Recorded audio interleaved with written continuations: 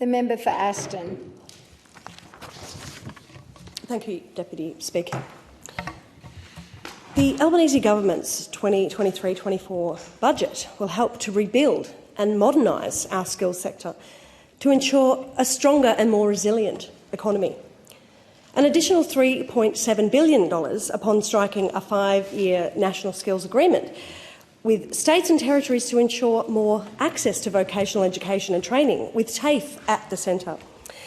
And allocated $400 million to deliver an additional 300,000 fee-free TAFE and VET places, building on the 180,000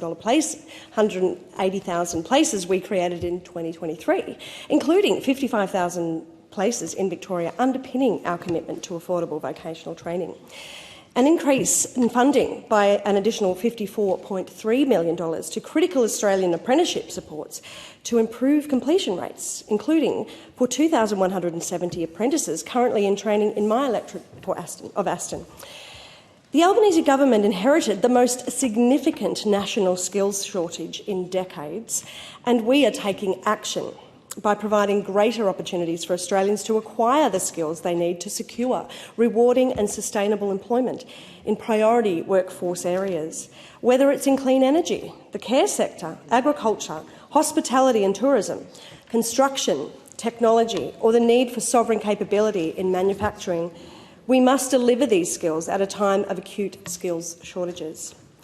Investing an additional $436 million over 4 years to fundamentally reform the way the Commonwealth delivers foundation skills programs. As it is vital the Commonwealth, state and territory governments work together to create a higher quality, more dynamic and more resilient VET sector. This will improve the quality of services, and better targeted support will be particularly crucial to supporting women, First Nations people, CULD and people with a disability. We are establishing new targets to double the proportion of women in apprenticeships and traineeships on Commonwealth-funded major construction projects, over $10 million by 2030. And this will help us deliver on our aim to triple participation rates of women in trade apprenticeships by the end of the decade.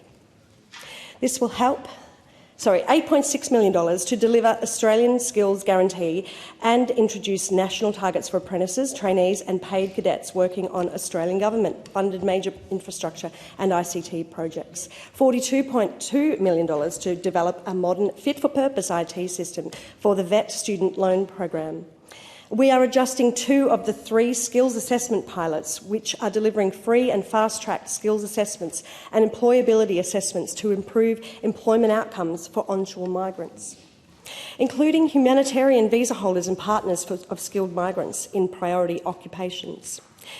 2 of the pilots will extend by 8 months, adding new eligible occupations to reflect the 2022 skills priority list and expanding the eligibility criteria to increase access to migrant women.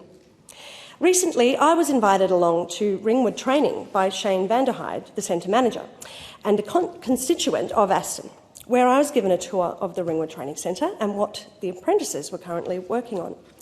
This training provider takes in apprentices from right across Melbourne. Some apprentices even travel over 50 k's for this training. And over 678 students attend this centre for training and are looking to expand into electric vehicle training as well. And I'd like to commend Ringwood Training on training so many local apprentices, and that's why this government's commitment to improve completion rates are so important.